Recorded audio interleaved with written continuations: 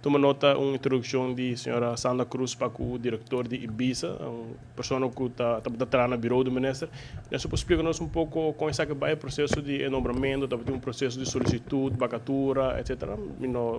Alguma vacatura de parte de DRA, etc. Seguro nós por explicar isso aqui. Normalmente me explica 24 horas na top no 25, mas aqui me expliquei de conferência de imprensa aqui. Isso é normal. Tá tem um processo que tem uma direta e um management team. Okay. Ora uma direta e management team, DRH, corda bom, não ministro, DRH está a analisar o processo para um diretor, para todo o departamento de governo. O processo agora encaminhar e havia um diretor novo. Quizás me usa seu nome, eu conheci, eu na Aruba semana passada para 3 dias para Calamron, Gachi Erasmus.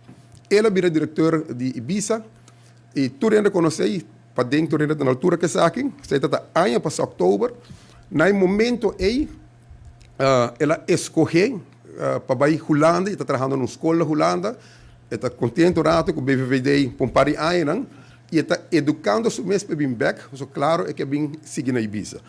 E momento aí, nós vamos informar DRH, para uma solicitação nova, não há uma solicitação nova. E verdadeiramente, um menino que trabalha com o senhor Juni Faro, que tem seu diploma, está estudando, nós quitamos esse banco, vai 2 Olimpiadas, tem gente que tem amor para o deporte, e segundo é uma tremenda pessoa, dentro solicitação que DRH publicar e na comissão Hasi, seu nome é bem hora adiante. Hasta minha escuta diz não com a parte mais gente que me conhece que passa assessment e me nota full conheci que assessment então algum dia não hasta bisa uma queira um diretor de banco você tá busca você na pisar e assessment para tá pero ela cara todo o processo bota livre para fazer uma pergunta na DRH para comunicar-se aqui.